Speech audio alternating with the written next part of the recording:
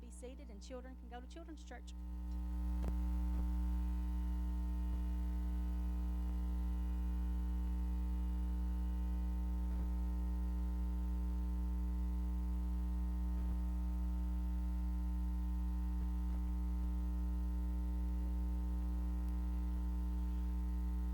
Whitney, I think that you have launched our first building program. I think we're going to have a building program, Brother Sog, to expand the platform for all the musicians to be up here. Amen. I was looking for some room. I didn't see any more room up here, but thank all of you for coming and leading and sharing and playing this morning. Such a blessing. Amen.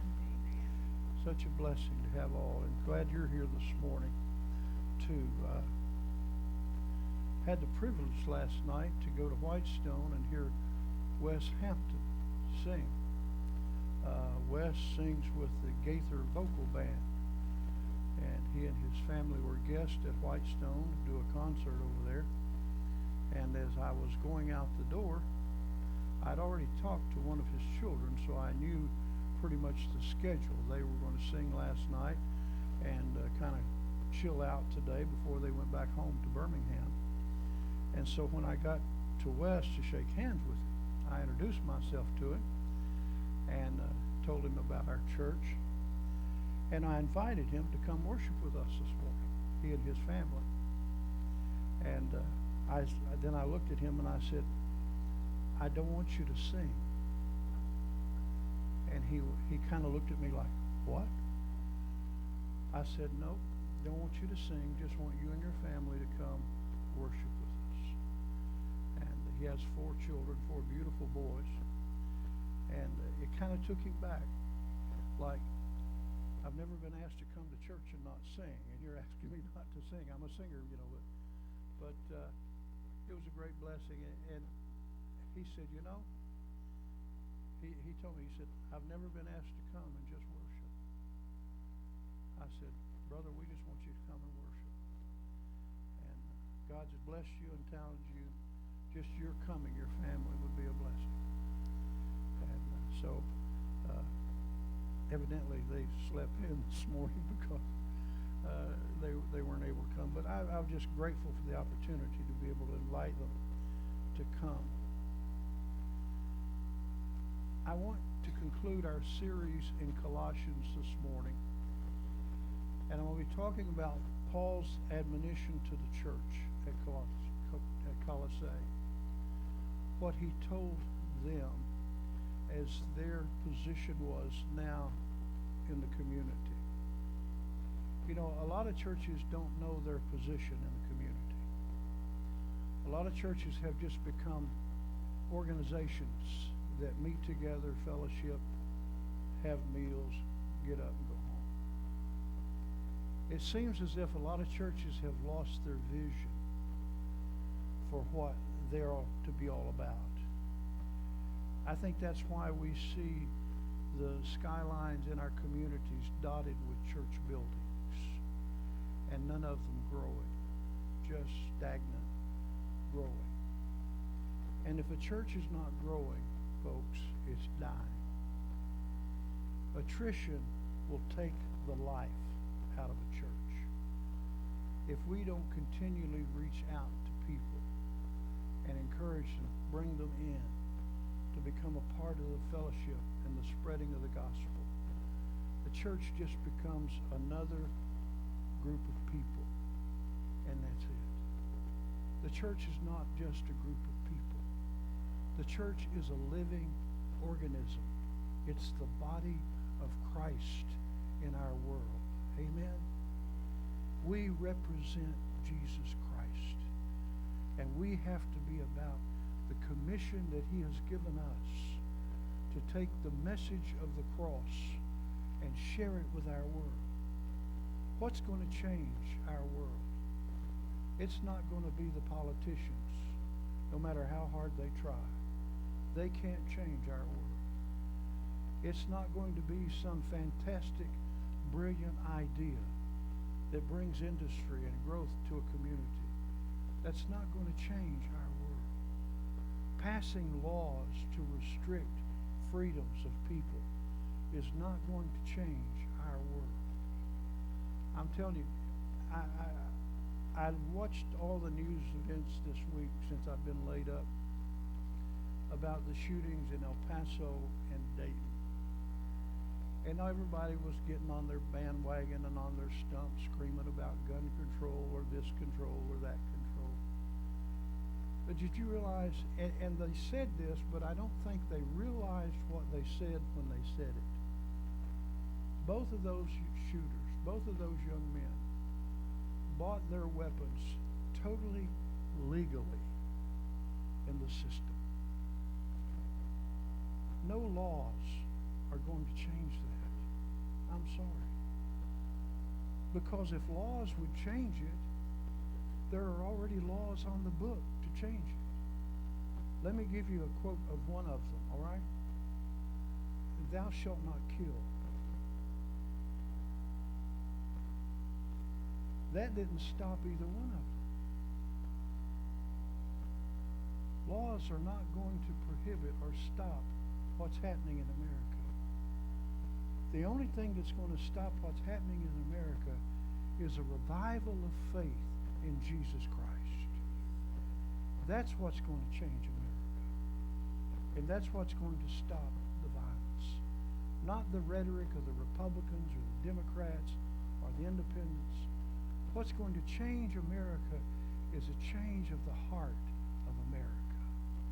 And that's to come back to the cross of Jesus Christ and there find hope and life. Paul wrote to the church at Colossae, understanding their challenge to be a light and a witness in their community, just as you and I are a light and a witness in our community. We're here under the sign of a name called Impact Church. The question is, what kind of impact are we making in our community? What is our goal to impact change in Kingston, Tennessee, and Roane County, and south of the river? That's our challenge. And the only way we can do that is go to the cross, and from the cross take the message of hope that we have into our world. So Paul writes in Colossians chapter 4, beginning in verse 2, continues earnestly in prayer, being vigilant in it with thanksgiving. Meanwhile, praying also for us that God would open to us a door for the word, to speak the mystery of Christ, for which he said, I am in chains. Verse 4, that I may make manifest as I ought to speak. Walk in wisdom toward those who are on the outside, redeeming the time. Let your speech always be with grace, seasoned with salt, that you may know how to answer each one. Would you bow with me for prayer? Heavenly Father, would you speak to all of our hearts this morning? Would you take this simple little message and stir us to make an impact in our world? Would you stir us to grab hold of your commission, and through our lives, no matter ever how humble we are, use us to touch our world, that the light of the gospel can shine in the darkness, and that Jesus Christ can be glorified and honored above all things. For it's in his name I pray. Amen. Paul gives 4 admonitions in these verses to the church. Remember, the church was contending with Gnosticism, with mysticism, with Judaism, and with the Romans. That was the world in which they lived. And now they were to impact that world with the message of the gospel. And that message of the gospel was to bring forth change in their society. The gospel will change any society. Amen? The gospel will give hope in the darkest of hours. The gospel is what can penetrate into the deepest of hearts of men and bring about change in their lives. We've seen that right here over the past week with Jerry. The gospel coming into his life and changing him. It's come into your life, and I hope brought a change. I hope and pray this morning that you are not so far away from that moment that you received Christ that you've forgotten what it was like to be in darkness. That's one of the saddest moments in the life of a Christian. When we get so far away from our initial experience with Jesus Christ, we've forgotten what it was like to be lost, to be bound in sin. And we've grown comfortable in our lifestyle and the way we are, instead of allowing God to continually change us and mold us into the image of his Son, Jesus Christ. That promise in Romans chapter 8, verse 28, saying that we know that all things work together for the good to those who love Christ Jesus. For those he did foreknow, he predestined to be conformed to the image of his Son, Jesus Christ. God wants in your life and in my life to mold me, shape me, conform me into the image of Jesus, so when the world sees me, they see the living Christ living through me in my life. And that's the same with you. God's working in your life to conform you into the image of Jesus and let the world see him in your life. Now, 4 things Paul said to the church. They're very simple, but they're very impactful. They're very simple, but they're very life-changing. And I think and I hope and pray that you will allow the Lord to speak to your heart today through these simple 4 points and make them a part of your everyday life. The first one is this.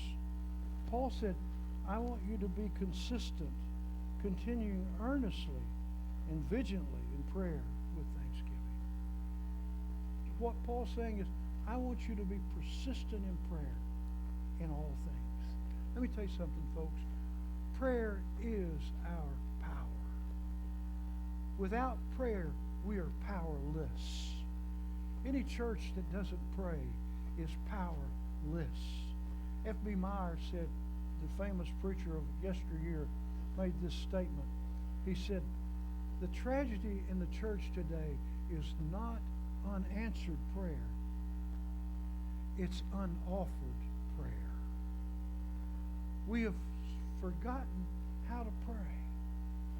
And I feel guilty at times as pastor for not leading us in a more prayerful way in our fellowship, to the point that I am already praying about and seeking a way that after Labor Day, after all the summertime fesses is over, and we're back in the groove of life, that we have a special just time of coming together as a church and praying every week. That we just gather in this place not for preaching, not for singing, but for praying.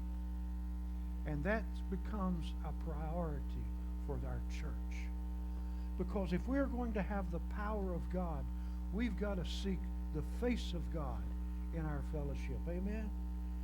If we're going to have the will of God flow through us, we've got to know what that will of God is. And then we've got to commit ourselves to doing just that. There's a lot of programs we could do. A lot of churches are really bound up in programs. But programs do not change people's lives. Prayer does. And we're going to have to invest ourselves in some serious prayer time. I don't know of one of you in this room this morning that if I were to ask of a special prayer need in your life, you could not give an answer to that question. We all have prayer needs. We all are facing challenges. We all are facing mountains. We're all facing hurdles that we don't know how to get across. We don't know what tomorrow holds. But thank God, as His children, we know who holds tomorrow. Amen. And I think we can trust Him with it. But He wants us to talk to Him about it. And we're going to find a way to invest ourselves. Paul said in 1 Thessalonians 5:17 that we're to pray without ceasing. In 5:18 he says, in everything we're to be giving thanks to God for what He's done. The good, the bad, the up, the down. The prayers of His people prevails and availeth much. The prayers of a righteous man can change the world. But we have to give ourselves to prayer. I look over here this morning and I see this sweet baby. And I remember just a couple of months ago, we didn't know whether that baby was going to live or die. We didn't know if that baby was going to have tomorrow. And this young mom and dad and grandpa and other family members, we got on our face before God. And we said, oh God, touch this baby. Give this baby strength and life. Bring healing to this baby. Look what God's done. Amen.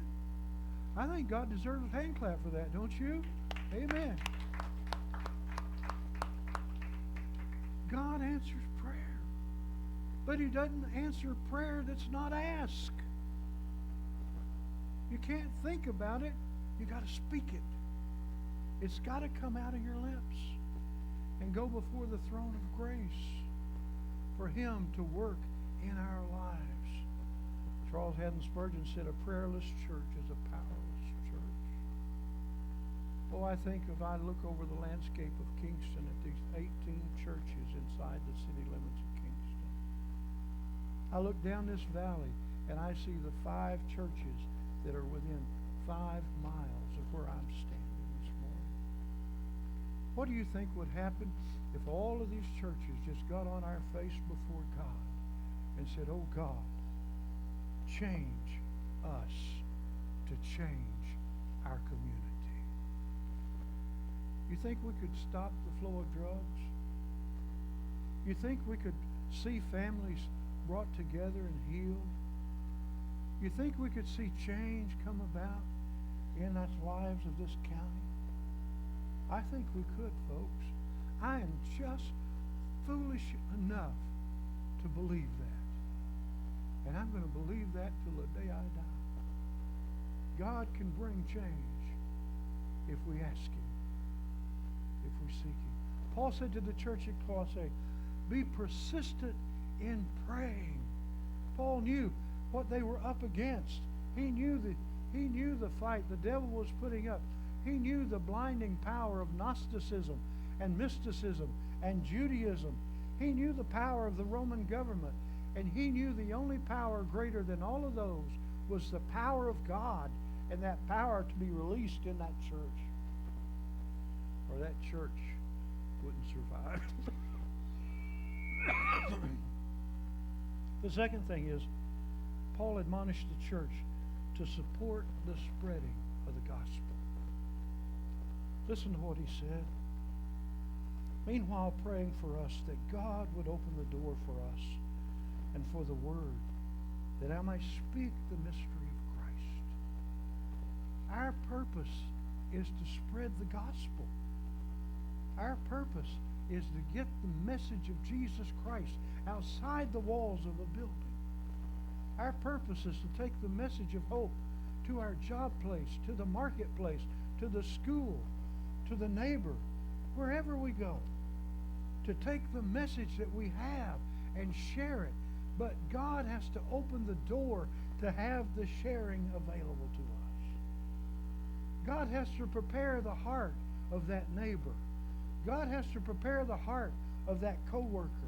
God has to prepare the heart of that classmate. God has to prepare the heart.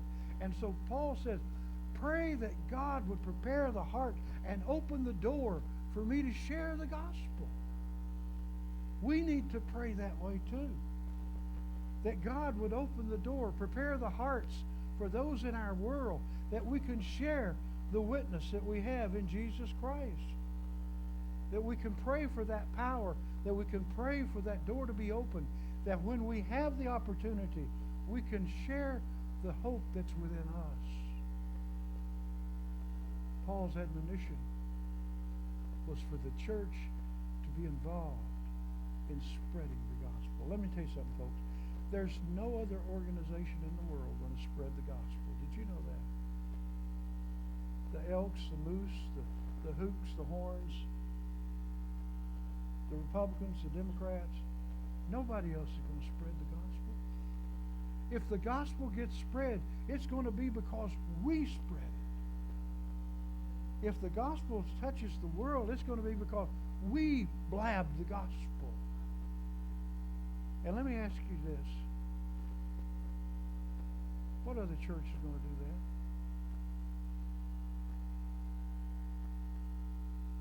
With all due respect, we can't wait on First Baptist to do that. With all due respect, we can't wait on Shiloh to do that. That's our mandate. As the church of the living God, that's our mandate, to take the gospel outside.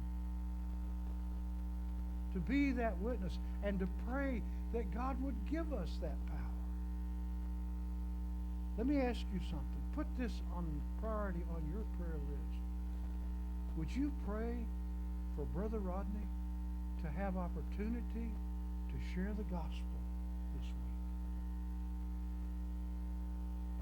Would you pray that God gives me that opportunity? Because I'm going to pray God gives you that opportunity. No matter what you do, that somehow the opportunity to talk about Jesus will just fall in your lap, and you can't help but have to talk about him. Wouldn't that be fun?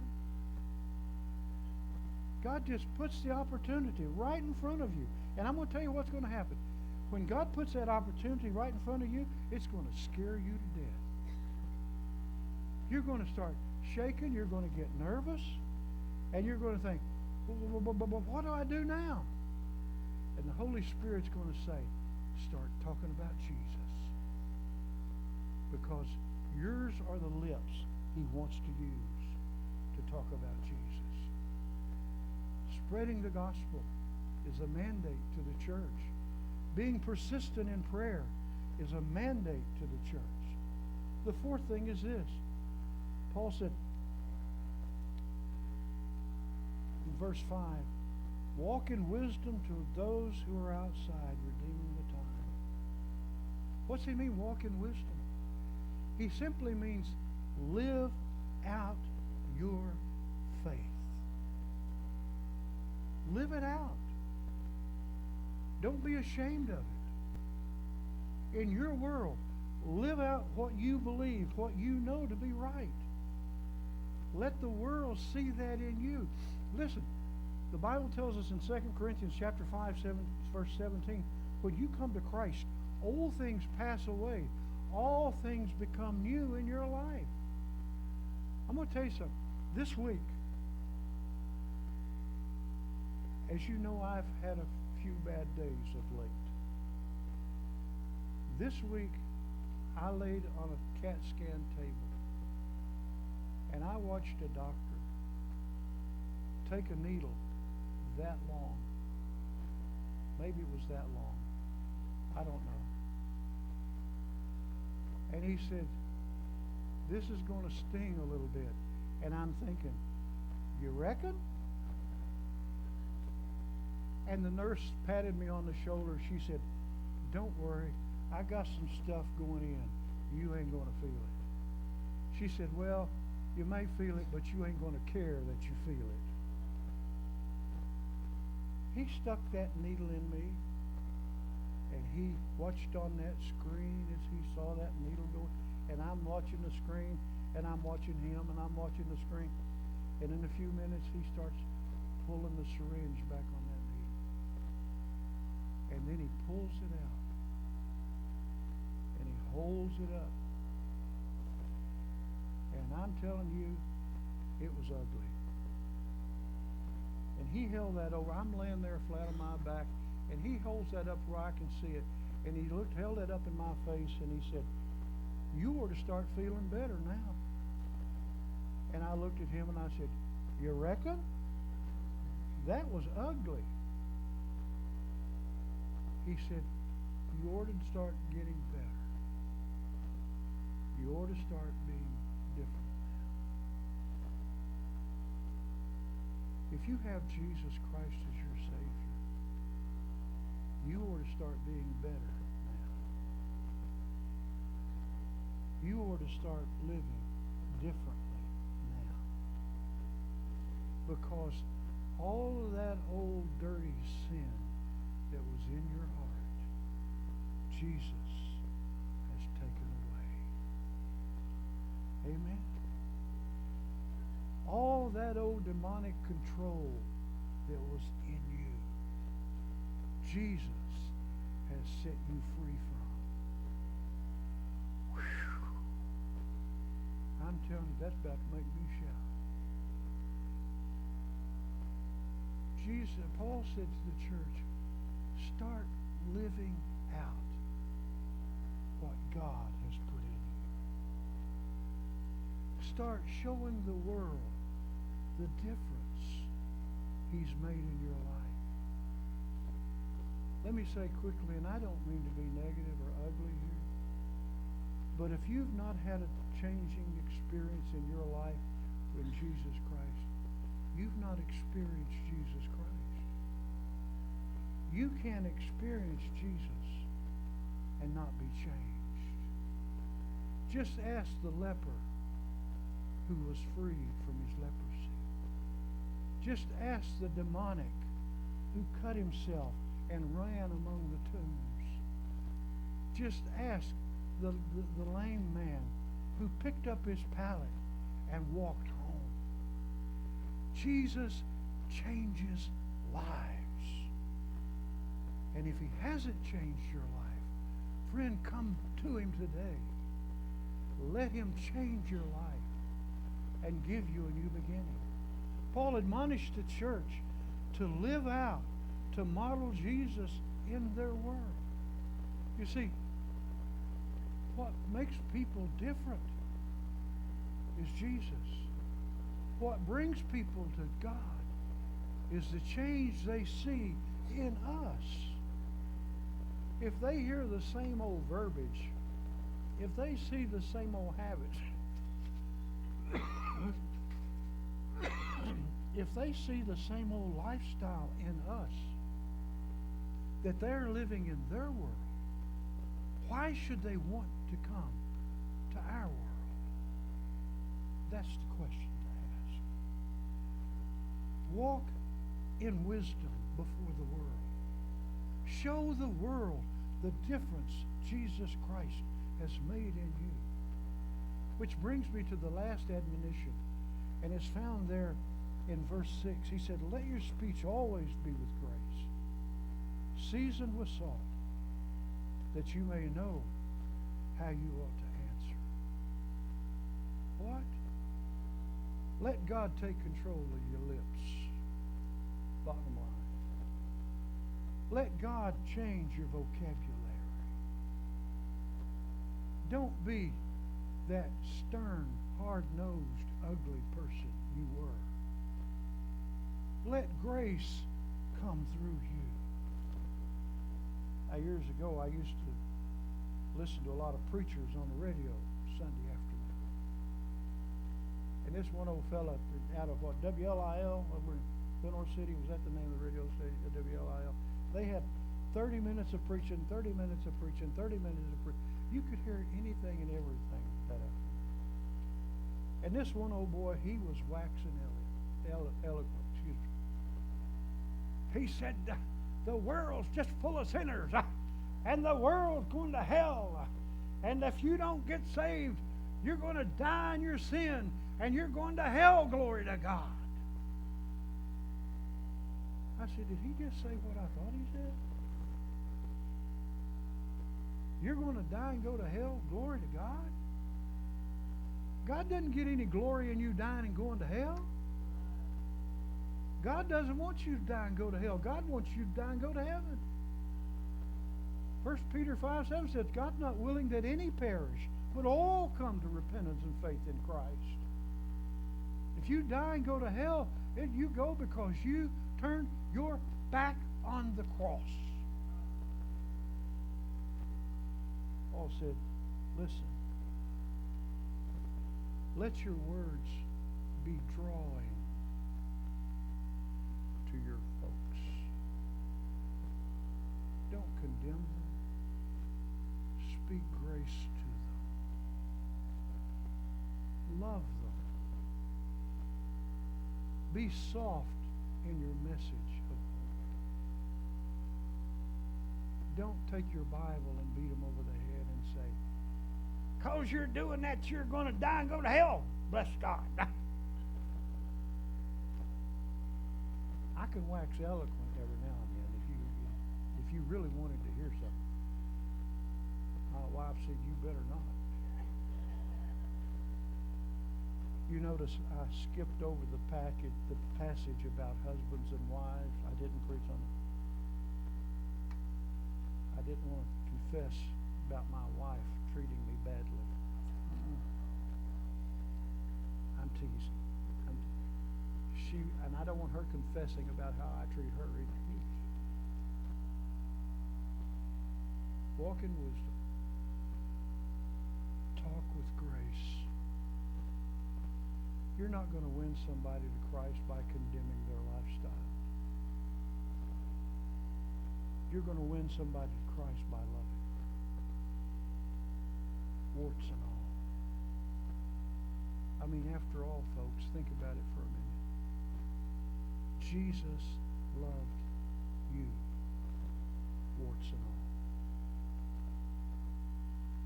And sometimes I'll sit in my swing on my porch and I'll just think how much God loved me. And I think about all of my warts. I think about all of my imperfections. I think about some of the verbology that I've used in my life. I think about some of the habits that I've had. And then I think about how much God stretched out his arms and put them around me and said, I love you. I love you. Our world needs to see that love. We don't agree with it. We don't want to be a part of it. But the only way we're going to win them to Jesus is by loving. By loving. In 1976, 37 people met in a basement at a home in Louisville, Kentucky. And they called a young preacher just out of seminary. His name was Bob Russell. And they wanted to start a church that would change Louisville. Bob Russell came and he preached to them. He loved them. But he didn't do the normal church thing. By that I mean, he didn't have a set visitation hour. He didn't put out a list of names for people to knock on doors. He just encouraged his people to go into their world and talk about their church. And he encouraged them no matter what their position was in life or where they were, where they went every week. But they just found somebody to tell something good about their church. Boy, isn't that an innovative idea? Most Baptist churches are better known for their business meetings than for their evangelism. Sad to say. Bob didn't do that. he just kept telling the people, when you go out, tell the people something good about your church. Well, what happened was people became curious about this new church. And they started coming and they started growing. And Bob just kept reiterating over and over again, when you go out, tell somebody something good that happened in your church today. He said it may be nothing more than 6 people shook your hand, but that was something good that happened in your church. Go tell them something good.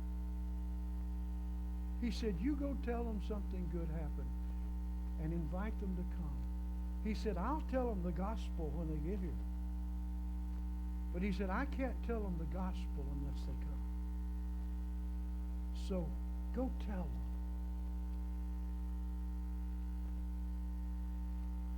Today, that 37 people that met in that basement in 1976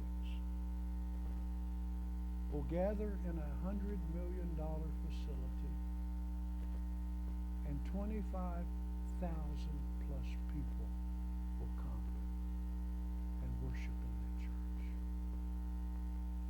And you know what? They'll say the same thing today they said in 1976.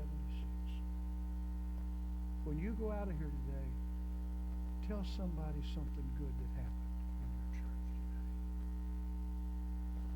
What were they doing?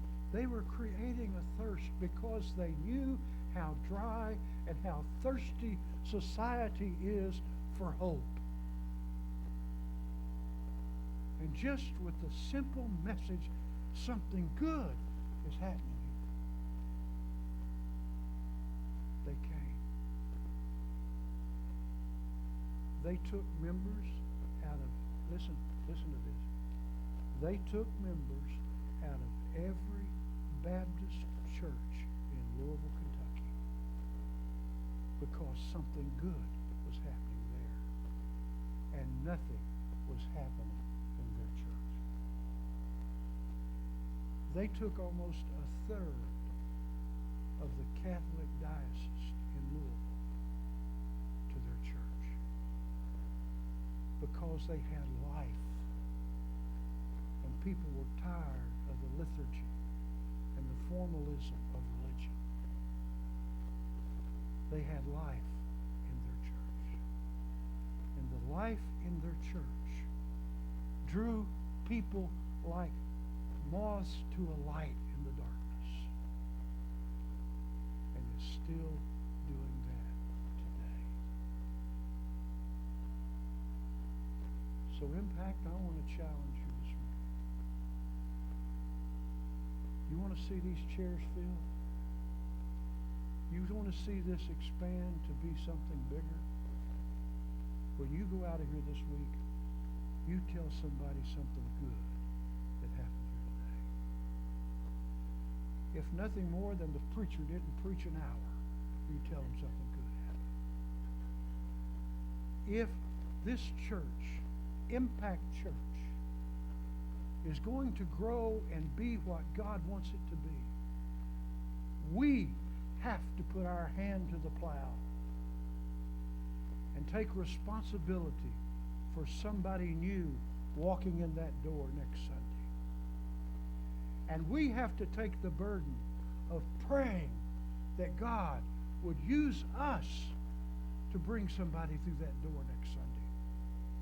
And we have to be a participant in God's plan with God's power in impacting our world for Jesus. Now let me ask you this one question. Has Jesus Christ changed your life? If he has, say amen. Here's another question. I said one, I got a couple more. Here's a follow-up. Can Jesus Christ change the people in your world? If he can, say amen. Here's the third question. How's he going to do that without you?